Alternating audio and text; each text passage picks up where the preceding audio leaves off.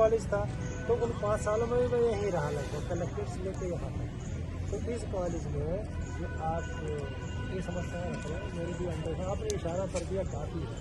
आर्य Sharma joining से लेकर और 8 दिन से आप लोग लगातार अनिश्चितकालीन धरने पर थे। आज बताया जा रहा है कि आपका धरना जो है वो समाप्त किया जा रहा है। किन आश्वासनों पर, किसके आश्वासन किया जा रहा है? यह आंदोलन इस वजह से रोका जा रहा है क्योंकि क्या है, माननीय उच्च शिक्षा मंत्री द्वारा हम सभी को आश्वासन दिया गया है कि विगत 3 या 4 दिन में प्राचार्य भिंड के निलंबित हो जाएंगे।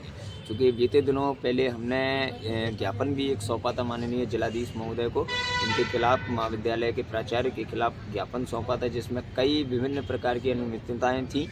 तो उस माध्यम से एडी साहब द्वारा एक जांच कमेटी भी गठित की गई। आज जांच के अधिकारी भी आए और जांच के अधिकारियों ने यहां पर प्राचार्य महोदय से संपर्क किया, लेकिन प्राचार्य महोदय ने बहाना बनाकर महाविद्यालय में अनुपस्थित रहे और जांच में उनका कोऑपरेट नहीं किया। लेकिन जांच में कई प्रकार की उन लोगों ने देखा, यहाँ पर जांच की तो जांच में कई प्रकार की विभिन्न प्रकार की उनको संलिप्तता पाई गई, जिसके आधार पे हम सभी को आश्वासन भी दिया गया एडी साहब द्वारा, और ये बोला गया कि विगत 3 दिनों में प्राचार्य महोदय को यहाँ से हटा दिया जाएगा। बता दें, एक और जानकारी हम देना चाहते हैं कि पीएम ऑफ एक्सीलेंस के प्राचार्य बनने के लिए एक इंटरव्यू देना था।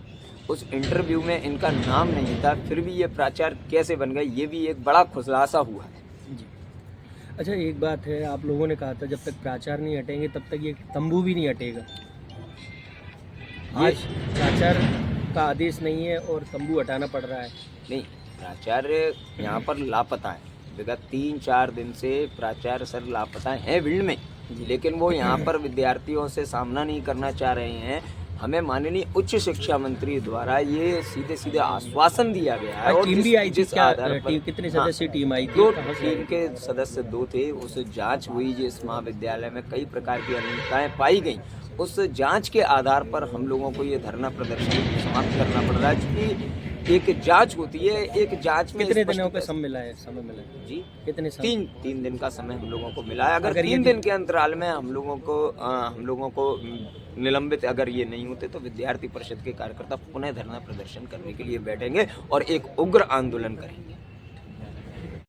प्राचार्य हटाओ की जो मांग थी लगातार की थी और लगातार कई प्रशासनिक अधिकारी आपसे मिलने आए, यहाँ तक कि भिंड कलेक्टर आए, विधायक भी आए, सदर, कई जनप्रतिनिधि आने के बाद आज क्या ऐसा हुआ है कि आज आपको 8वें दिन अनिश्चितकालीन धरना खत्म करना पड़ रहा है?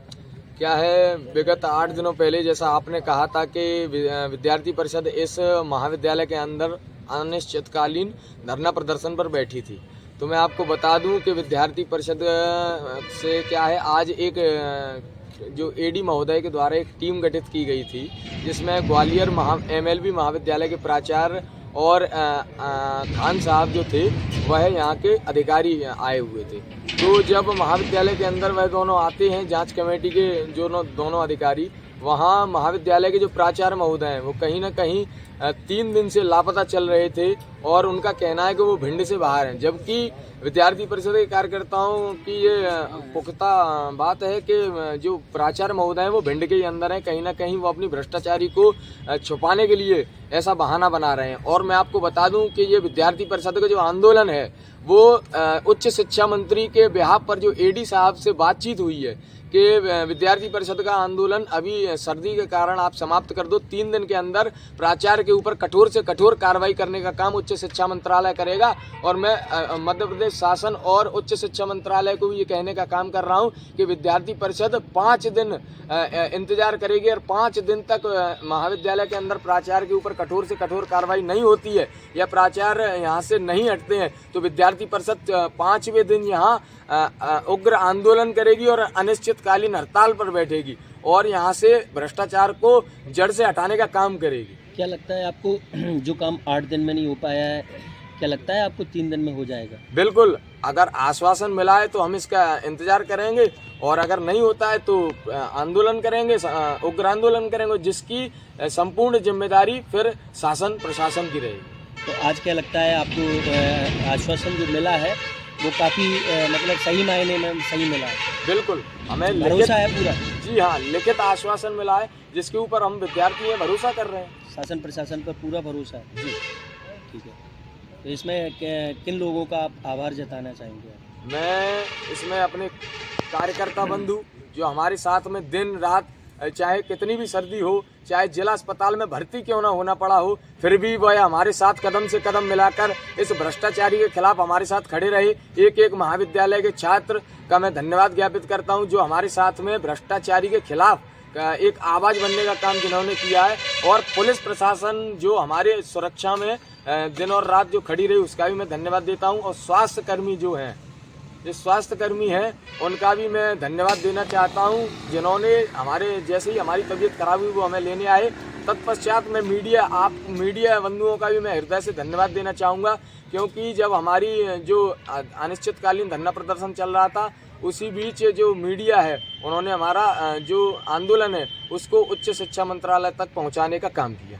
क्या लगता है EBP के नेतृत्व में छात्रों को अपने सभी अधिकार मिलेंगे? जी हाँ, विद्यार्थी परिषद लगातार 1949 से छात्र हित के लिए काम करती आई है। चाहे सर्दी हो गर्मी हो, विद्यार्थी परिषद भ्रष्टाचार के मामले, कई ऐसे मामले आए जिसको जड़ से मिटाने का काम करती है और करती है।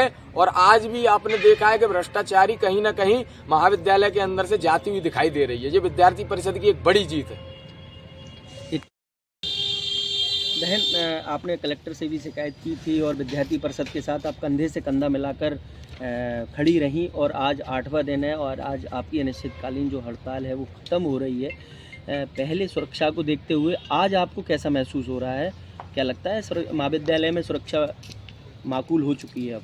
जैसा कि पहले दिन से देखा गया है, दूसरे दिन के बाद ही यहाँ पर जो भी गुंडे मवाली घूमते थे विद्यार्थी परिषद के धरने प्रदर्शन के बाद, वो यहाँ से बिल्कुल गायब हो गए हैं, दिखने बंद हो गए हैं। कुछ ऐसे चेहरे जो बहुत फेमस हैं और यहाँ घूमते रहते हैं, उनसे अगर आप पूछो कि वो यहाँ क्यों घूमते हैं, तो ना वो यहाँ के छात्र हैं और ना किसी के पास कोई जवाब है।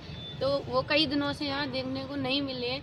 तो एक तो यही सबसे बड़ी जीत है विद्यार्थी परिषद की, गुंडे मवालियों का यहाँ से सफाया हो चुका है। जी, क्या कहना चाहेंगे? आज आप इतनी कड़ाके की सर्दी में आप लोग लगातार आंदोलन रहे और दिन रात का आंदोलन रहा है, और लगातार 8 दिन आप लोग घरों से भी दूर रहे हैं, ऐसे में क्या लगता है?